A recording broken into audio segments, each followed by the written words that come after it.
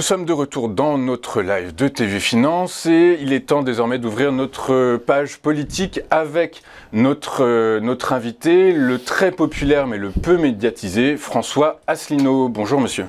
Bonjour. Bonjour, je vous remercie beaucoup d'avoir accepté notre invitation. Je suis content et très ravi de vous retrouver sur notre plateau depuis votre dernière intervention.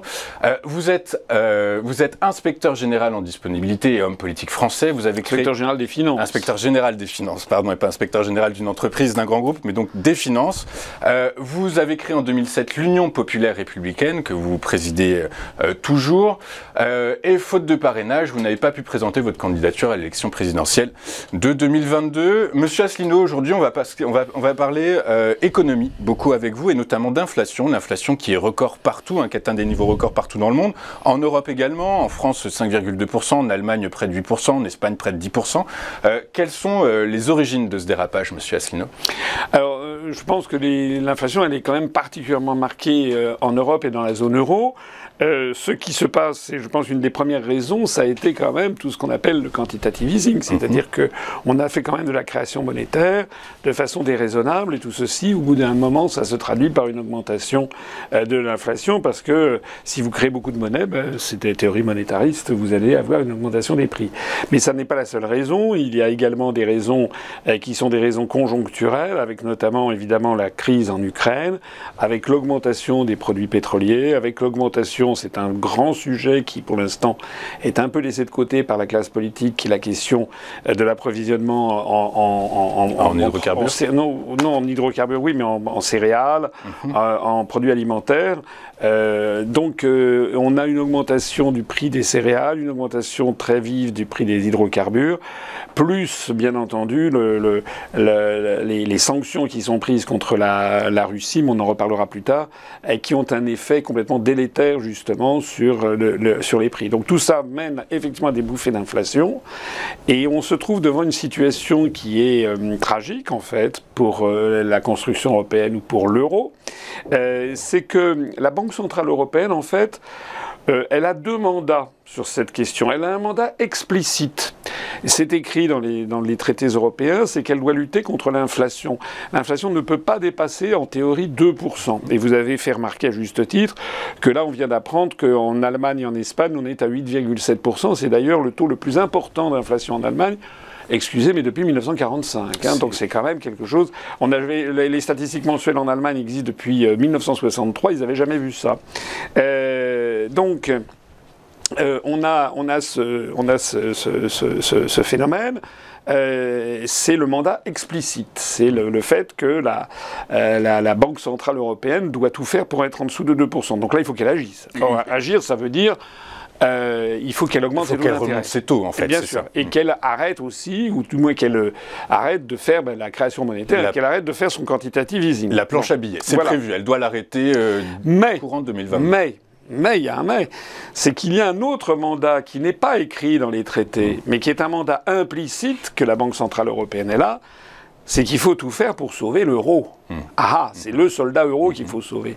Or, si elle augmente les taux d'intérêt et si elle arrête de faire des rachats sur le marché secondaire des obligations d'État, ou du moins qu'elle le ralentit, elle va créer une distorsion entre les États membres de la zone euro, et en particulier les pays du Sud, et tout spécialement la France, qui notamment du fait de la composition de sa balance des paiements, est particulièrement menacée. Donc ça veut dire que la France...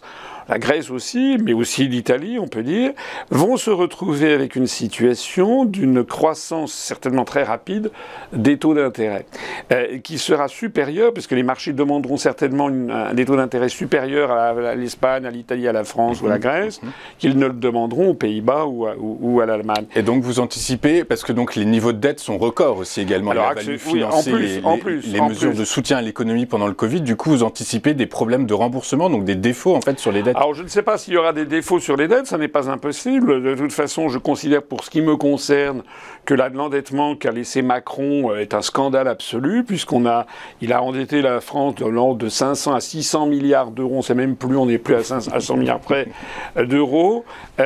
C'est une honte. C'est une honte parce que cet argent a servi à rien du tout. Il a servi à payer les gens à ne rien faire. C'est-à-dire que quand on imagine, si vous voulez, regardez l'état de tous les services publics, on parle beaucoup de l'hôpital, des services d'urgence, France, mais c'est vrai de l'état des routes, c'est vrai de l'état des commissariats, des gendarmeries, c'est vrai de l'école, etc. Quand on voit qu'on a dépensé 600 milliards d'euros à payer des gens pour ne rien faire, sur la foi d'une pensée presque magique, si vous voulez, c'est-à-dire que sur la Covid-19, on s'est lancé dans des confinements. Je suis désolé, il y a des pays, je pense à la Suède notamment, qui n'a pas confiné du tout et qui ne s'est pas endetté, et qui a un taux de mort par million d'habitants inférieur au nôtre. Donc on a une très très mauvaise gestion, et effectivement on se retrouve devant cet iceberg énorme, c'est comme le Titanic, de la dette de l'État. Mais ce qui est encore plus grave, c'est ce que je disais à l'instant, c'est la distorsion qui arrive entre la trajectoire que vont suivre les différents États de la zone euro. Donc il est, si vous voulez, de nouveau, la question de l'existence de l'euro est posée, et elle est posée dans des termes particulièrement insolubles, parce que lorsque, à la tête de l'Allemagne, vous aviez la chancelière Merkel, qui était une femme ronde dans tous les sens du terme, c'est-à-dire elle arrondissait les gens, on le voit par exemple sur la relation avec la Russie, c'était une femme qui résolvait les problèmes. Là, on n'a plus du tout la même chose. On a une coalition menée par Olaf Scholz, qui est flanquée du président du FDP, donc qui est M. Lindner, qui est son ministre des Finances, qui est un faucon au sens, vous savez, au sens économique, au sens économique du terme. Et donc ils veulent absolument arrêter l'affaire des dérives de rachat de dettes. Donc il n'y a plus y avoir cet assouplissement. Donc moi je ne sais pas ce que va faire. Je pense que la France en fait est dans ce que les économistes ou les mathématiciens appellent une équation surdéterminée, c'est-à-dire en fait elle est insoluble. Voilà. Elle est insoluble, on verra bien effectivement ce que fait la BCE, vous avez tout à fait raison, elle doit faire face au fait qu'elle a 27 pays sous son épaule, sous sa coupe. Et qui ont évidemment tous des intérêts différents. Des intérêts, des situations économiques, des situations politiques, voilà, des structures, exactement. Des structures économiques différentes, des taux de dette, des taux d'endettement. Donc en fait, vous savez ce que je dis, moi ça fait quand même 15 ans que j'explique aux Français qu'il faut sortir de l'euro, parce que l'euro n'est pas viable. J'ai fait une conférence entière sur notre site UPR TV pour montrer que toutes les monnaies plurinationales de l'histoire ont toujours explosé. Toujours. Pas pour des raisons qu'on trouve même d'expliquer dans le premier livre des Maccabées, dans l'Ancien Testament, dans la version chrétienne de la Bible. C'est qu'un peuple, en fait, c'est une monnaie et une nation. Une monnaie, on ne peut pas avoir une monnaie supranationale.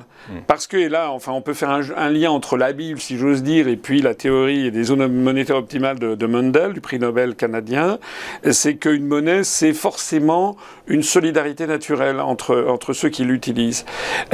Tous les pays coloniaux ont essayé d'imposer une monnaie d'occupation, une monnaie coloniale, et à chaque fois qu'il y a eu une décolonisation, ça s'est accompagné de l'explosion de la monnaie coloniale. Alors, en tout cas, aujourd'hui, on reste dans l'euro, quoi qu'il arrive. Est-ce que, donc, pour combattre cette baisse de la valeur de la monnaie, cette baisse de l'euro, est-ce que, comme Bruno Le Maire, est-ce que vous pensez qu'il faut mettre la pression sur les entreprises au détriment de mettre en place cette spirale inflationniste qu'on appelle la spirale salaire-inflation? Oui, enfin, les propos de M. Le Maire, qu'est-ce que vous voulez que je vous dise? Moi, ça me fait penser... Il y a un dicton chinois qui dit que c'est se gratter une démangeaison à travers une botte, quoi. Voilà, c'est-à-dire que ça n'a aucun effet. Il peut toujours dire ce qu'il veut, mais le chef d'entreprise se moque éperdument de ce que peut dire M. Le Maire. Un chef d'entreprise, c'est quoi? C'est quelqu'un qui a son entreprise, qui doit assurer la survie de l'entreprise, la paye de ses salariés, la paye de toutes les cotisations sociales, et qui doit dégager une marge en fin de mois et en fin d'année pour les actionnaires. Donc les chefs d'entreprise sont mis dans une situation, ils n'ont pas besoin des injonctions de M. Le Maire pour savoir ce qu'il faut faire. Donc c'est de la rigolade. Le tissu économique français, c'est 95% de PME, 98% d'entreprises qui ont moins de 250 salariés. Donc du coup, par la force des choses, c'est très difficile de mettre en place des politiques de hausse de salaire. C'est un peu... Un ministre des Finances, il est là pour faire de la macro macroéconomie. Il est là pour mettre les conditions. Il n'est pas là pour dire c'est ridicule, en fait. Donc, en fait, vous pensez pas... Quelle serait la solution, alors, justement, pour... Est-ce que, comme vous l'avez dit en introduction, l'inflation, c'est majoritairement, cette hausse de l'inflation, c'est les prix alimentaires et les prix de l'énergie, le bouclier tarifaire qui a été mis en place par le gouvernement. Parce qu'il y a une autre chose, en fait, c'est que cette inflation, on se rend compte qu'elle est très inégalitaire. Et finalement, les ménages qui sont le plus touchés par cette hausse des biens alimentaires et de l'énergie sont les ménages les plus modestes. Du coup, il faut quand même... Est-ce que ce bouclier tarifaire qui a été mis en place par le gouvernement est une bonne chose, selon vous? Écoutez, oui, enfin... de toute façon, s'il n'y a pas une mesure comme ça, il va y avoir des gilets jaunes partout, ça va recommencer. On est la France, la France couve, il y a une espèce de jacquerie permanente en France ou de révolution larvée qui couve. Donc les dirigeants le savent. Monsieur Macron a été réélu d'ailleurs, on n'a jamais vu ça, enfin on en reparlera peut-être plus tard, mais il a été réélu alors qu'il y a une majorité de Français qui le haïssent. Donc on commence un nouveau quinquennat dans une atmosphère crépusculaire, glauque même. Donc évidemment, il faut lâcher du lest, mais c'est pas des solutions. Là aussi, ce sont des pis-aller. C'est des cautères sur des jambes de bois. Non, ce qu'il faudrait faire, il faudrait tout reprendre à zéro, si vous voulez. Il faut sortir de l'euro. Je l'ai dit, redit, redit, je le redirai comme ça jusqu'à l'explosion de l'euro, qui arrivera. Je ne sais pas si c'est dans 6 mois ou dans 15 ans, mais ça arrivera. D'ailleurs, le fait est que on a beau cacher le truc sous le tapis, on a beau ne pas en parler du tout pendant l'élection présidentielle, c'est toujours là. Et c'est toujours là, et ça repart. Regardez de nouveau les journaux économiques, les Échos, hop, il y a un gros problème avec l'euro. Donc si vous voulez, on peut le cacher. La deuxième chose, c'est que les politiques qui sont actuellement menées vis-à-vis de la Russie sont complètement délirantes, et donc elles mènent aussi à une aggravation de la situation. Alors justement, merci beaucoup pour cette transition. On va désormais passer au conflit en Ukraine. Est-ce que vous pensez que la France doit continuer à envoyer des armes aux Ukrainiens? Non, la France doit évidemment arrêter tout de suite. Pourquoi? Parce que je vais vous dire, vous voulez que je vous dise ce que je pense? Voilà. Oui. Je trouve que la position des Occidentaux, et notamment des Américains, je vais dire un gros mot, est dégueulasse. Et pour qui? Dégueulasse pour les Ukrainiens. Parce que vous avez vu ce que le président Biden a dit hier ou avant-hier, après avoir laissé entendre que peut-être il pourrait envoyer en Ukraine des systèmes de lance-roquettes, finalement il a dit non. Parce que l'ambassadeur de Russie à Washington il a pris sa canne et son chapeau, il est allé voir le département d'État, et il a dit que si les États-Unis livraient à l'Ukraine des missiles, des roquettes pouvant faire 300 km, c'est-à-dire atteindre le territoire russe, à ce moment-là, les Russes considéraient que c'est une attaque directement contre la Russie. Et donc, à ce moment-là, ils pouvaient éventuellement mettre la même chose dans les républiques du Donbass pour aller éventuellement bombarder la Pologne. C'est-à-dire, là, on va directement vers la guerre nucléaire, quand même. Donc, on est... Et Biden a calé. Ça veut donc dire que les Américains donnent des armes aux Ukrainiens pour qu'ils continuent à se battre, mais pas pour qu'ils puissent gagner. Vous comprenez? C'est-à-dire c'est démagogique. C'est-à-dire que, d'abord, ça fait tourner le business du complexe militaro-industriel. Deuxièmement, ça les amuse probablement de façon perverse d'essayer d'entraîner la Russie dans un Vietnam, c'est-à-dire un truc qui dure des années, qui soit un truc très long. Et troisièmement, ça permet également, c'est un objectif absolument stratégique des États-Unis, de couper les pays d'Europe, de l'Union européenne, de son hinterland, comme disent les géopoliticiens, naturel, qui est la Russie, et donc de vendre aux pays d'Europe le gaz naturel liquéfié beaucoup plus cher, d'où l'inflation dont on parlait tout à l'heure. Donc, mais ils se fichent éperdument, les Américains, du sort du peuple ukrainien. Ils les envoient en fait au casse-pipe. C'est pour ça que moi je considère que ce que devrait faire la France, c'est arrêter immédiatement de vendre des armes à l'Ukraine, de les donner à l'Ukraine. En plus, on leur donne des trucs. Enfin bon, en général, les pays d'Europe, vous avez vu que le chancelier Scholz se fait d'ailleurs vivement critiquer parce qu'il tarde à envoyer du matériel. Il paraît que les Polonais se sont défaussés de vieux rossignols. Nous, on a pris sur notre stock, on a pris les engins César, là, on en a envoyé 6, c'est-à-dire une goutte d'eau. On fait tout pour se fâcher avec la Russie, sans donner par ailleurs aux Ukrainiens les moyens de gagner sur la Russie. Et heureusement, parce que la Russie n'acceptera pas d'être battue sur une affaire comme celle-ci. Et nous avons affaire, quoi que l'on puisse penser du régime de Vladimir Poutine, et encore une fois, si Poutine demain passait de vie à trépas, il serait remplacé par quelqu'un quelqu'un d'autre qui défendrait exactement la même politique, puisque cette politique a un très fort soutien en Russie, eh bien nous avons un pays qui est la première puissance nucléaire mondiale et qui ne se laissera pas battre. Donc dans ce genre de situation, on doit partir des réalités. Les réalités, c'est qu'il faut arriver à la paix pour tout le monde. Et arriver à la paix, ça veut dire arrêter d'envoyer des armes à l'Ukraine et appeler tout le monde autour d'une table de négociation. Arriver à la paix, ça veut dire finalement arrêter la guerre économique aussi. Du coup, est-ce que l'embargo qui a été décidé par les Européens sur le pétrole russe est de bonne loi, enfin pas de bonne loi, mais arrive au bon moment? Est-ce qu'il faut le faire finalement? Non, enfin tout le monde voit bien que qui sont les pénalisés. C'est ce que vous disiez, ce sont en fait les classes populaires des pays d'Europe, à commencer par les Français les plus modestes. Vous savez, il y a beaucoup de Français qui sont obligés de prendre leur voiture chaque matin pour aller au travail, parce que le renchérissement du prix de l'immobilier dans les centres-villes est tel que les gens parfois sont à 1 heure ou 1 heure et demie de leur emploi. Et ça leur coûte beaucoup d'argent, et c'est eux qui sont pénalisés. Mais les Russes, vous avez vu que le PIB russe continue d'augmenter. Ils ont fait des affaires extraordinaires, les Russes, parce qu'ils arrivent à vendre. On est dans un système de pénurie générale d'hydrocarbures et donc ils vendent leur pétrole soit à la Chine, soit maintenant à l'Inde qui est en passe de devenir un des 3 premiers acheteurs de pétrole russe, ou soit à des pays amis comme par exemple la Hongrie ou la Serbie. Alors la Hongrie vient d'accepter le principe de l'embargo pétrolier, mais à la fin de 2022, etc. et moyennant finance. Mais la Serbie, qui n'est pas dans l'Union européenne, elle continue d'acheter des produits des hydrocarbures à la Russie, et la Russie fait un prix d'ami. Donc c'est pour la Russie, c'est une géopolitique extraordinaire. Et j'en profite pour dire ici, parce que malheureusement les Français qui regardent TF1 et BFM TV sont victimes d'un véritable lavage de cerveau. On a mis dans la tête des Français que Poutine et la Russie seraient isolés, mais c'est complètement faux. C'est l'Union européenne et les États-Unis qui sont isolés. La Russie est extrêmement soutenue par la plupart des pays du monde, en fait, hors OCDE. Donc ces contraintes économiques cet embargo économique qui est en train d'être mis en place, en fait, ça permet juste à Poutine de s'ouvrir de nouveaux marchés.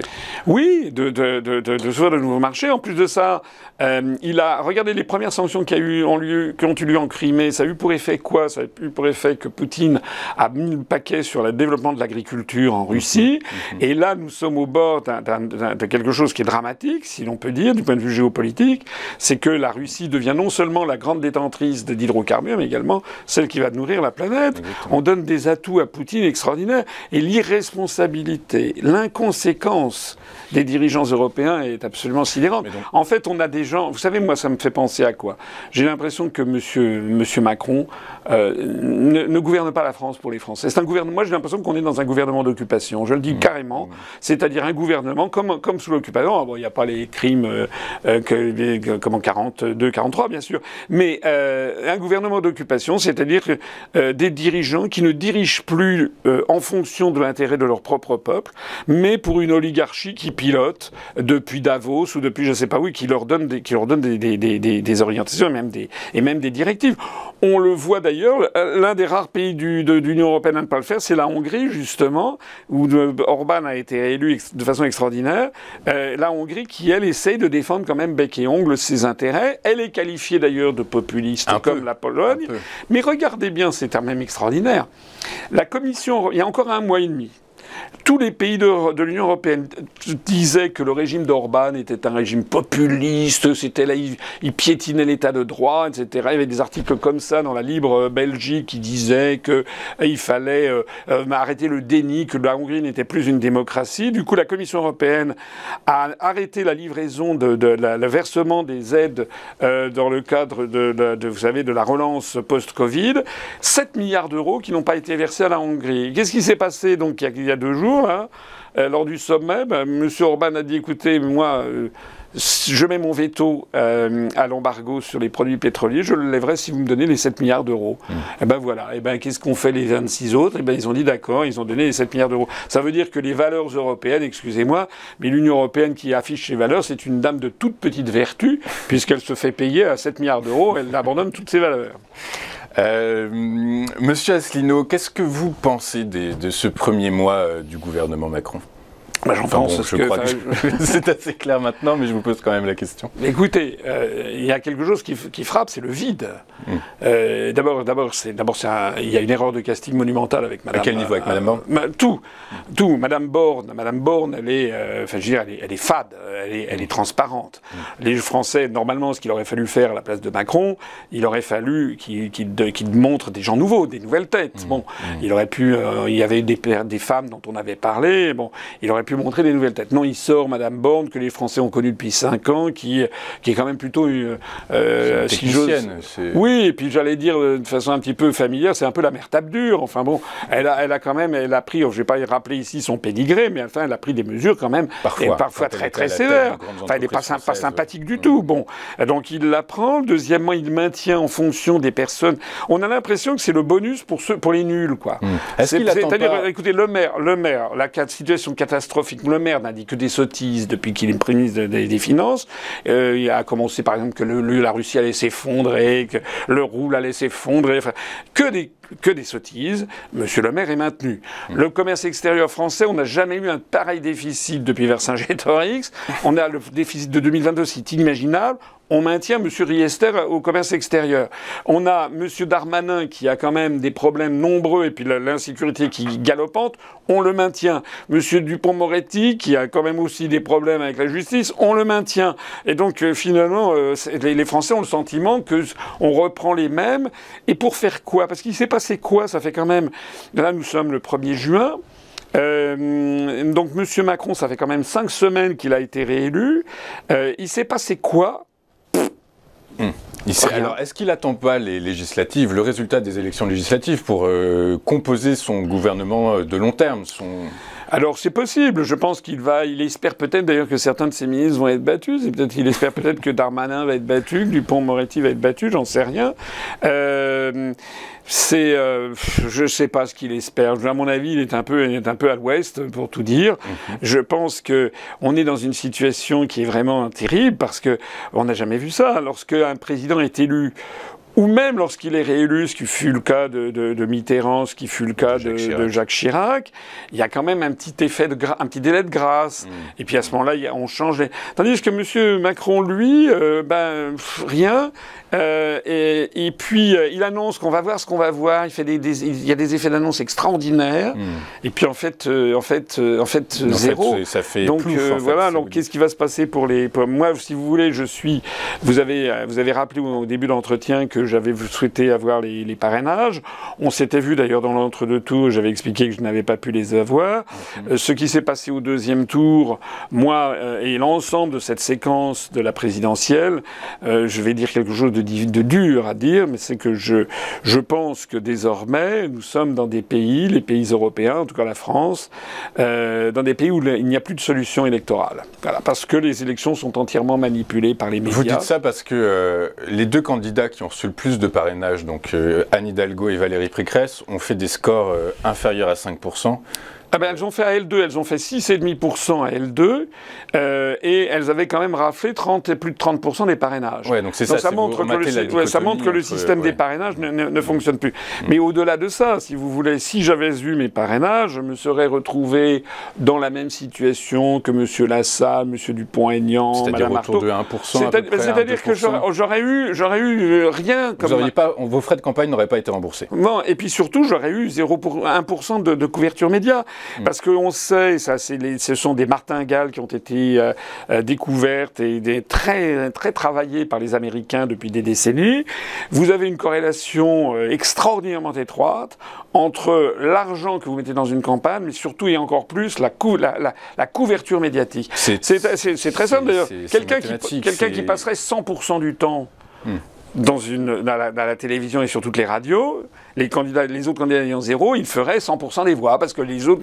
Et quelqu'un qui passe 0%, il a 0 parce que personne ne le connaît. Donc vous avez un continuum entre tout ça, et quelqu'un qui fait 25% du temps de parole, il fait 24%. C'est aussi simple que ça. Donc moi, je ne crois plus... Vous êtes un expert d'Internet, vous êtes vous avez créé le cybermilitantisme. Vous êtes...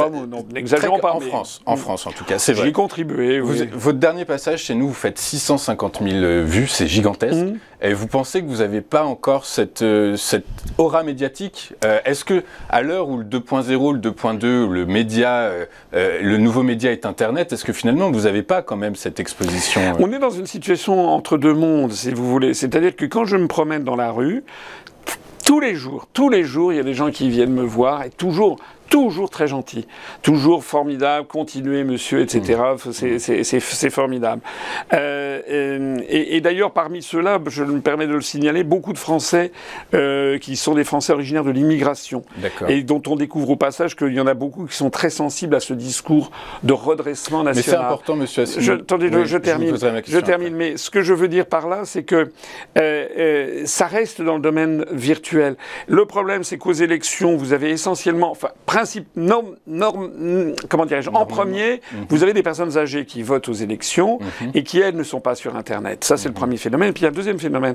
C'est que lorsque vous êtes sur la sphère Internet, vous n'avez pas exactement le même effet de validation que lorsque vous passez au TF1 20h. Voilà. Moi, en 2017, j'étais passé au TF1 20h, même si j'avais été maltraité, le simple fait de passer au TF1 20h, en 2017, avait fait qu'on avait eu, je sais pas, 1000 ou 1500 adhésions en 48 heures à notre parti alors politique. Effectivement, il y a un effet volume qui est indéniable. Et puis c'est-à-dire, vous avez un effet de légitimation et de validation. Et tant que les Français n'auront pas fait leur travail de deuil, je parle en termes freudiens, psychanalytiques, mais faire le travail de deuil, tant que les Français n'auront pas compris que ce qu'ils entendent sur les grands médias, c'est un véritable poison, parce que c'est distillé par justement tous les oligarques qui détiennent, qui ont mis la main sur la situation médias, politique, sur la sphère médiatique et sur la politique en France. C'est eux qui ont fait Macron, et s'ils ont fait Macron, c'est parce qu'ils servent leurs intérêts à eux et pas au peuple français. Monsieur Asselineau, j'ai une question. Vous parlez de ces admirateurs, de vos électeurs, de vos adhérents au parti, qui sont issus pour certains de l'immigration. Vous dites également que, est-ce que finalement, on ne pourrait pas supposer que vous bénéficiez, ou tout du moins vous avez une image qui n'est pas très claire finalement. Parce que quand je prépare votre interview, alors j'ai mes convictions, mais surtout j'ai l'impression que tout le monde se pose la question de savoir si vous êtes gaulliste, de droite. Est-ce que vous êtes, certains disent d'extrême droite même, est-ce que il faudrait peut-être clarifier votre positionnement pour... Oui, mais je crois que mon positionnement il est très clair. C'est le positionnement le même que celui du Conseil national de la résistance de 43-44. C'est-à-dire que je dis depuis 15 ans que la droite et la gauche, le clivage droite-gauche, en fait, pour l'instant, il reviendra ultérieurement, mais pour l'instant, n'existe plus. Non, il n'existe plus. Lorsque certains disent que De Gaulle était de droite, ou lorsqu'on me dit, moi, il y a des gens qui me disent, ah, vous avez travaillé avec Chirac, avec Pasqua, donc vous êtes de droite ou d'extrême droite.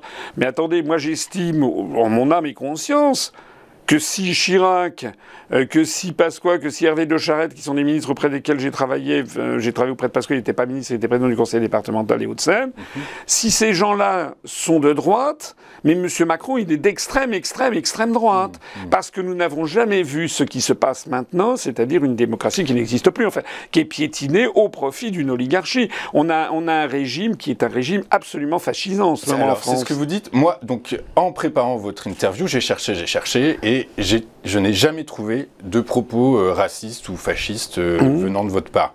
Donc vous n'êtes a priori pas d'extrême droite, tout comme M. Macron ne l'est pas par la force des choses, puisqu'on n'a pas entendu non plus. Mais ça dépend ce qu'on appelle. Attendez, mais ça dépend ce qu'on appelle l'extrême droite. Maintenant, si vous voulez, dès que vous remettez en cause la parole officielle, vous êtes d'extrême droite. Dès que vous posez des questions sur sur la Covid, vous avez aussitôt les trucs sur la fachosphère, ou dès qu'on décrit la réalité. Regardez ce qui s'est passé avec l'affaire du Stade de France. C'est quand même un fait objectif que là, juste, c'est des émeutes autour du Stade de France. Les émeutes qui ont eu lieu. Tout le monde sait que la version officielle, c'est que ce serait des émeutes qui ont été faites par les supporters britanniques ou espagnols, des fausses. Le problème, c'est que là, on a fait quelque chose d'international et que les journaux espagnols, les journaux britanniques ont protesté sur la présentation qui est faite par le gouvernement français. En fait, le gouvernement, on a une fake news d'État. Non, ça n'est pas vrai. C'est un fait objectif de dire que ceux qui ont fait les trucs, c'était les débordements, c'était notamment notamment des Français ou des pas Français d'origine immigrée qui vivent en Seine-Saint-Denis. Ça, c'est un fait. Et de dire ça, ça n'est pas du racisme, pas de l'extrême, c'est de dire la réalité. Alors ensuite, il faut en tirer des conclusions sur les questions les politiques d'immigration, les questions d'insertion, les politiques de l'école, parce qu'on a la politique du communautarisme, parce que le communautarisme, qui est le contraire même de la République, nous est un fait imposé par notre suggestion à l'Union européenne et au pseudo-modèle américain.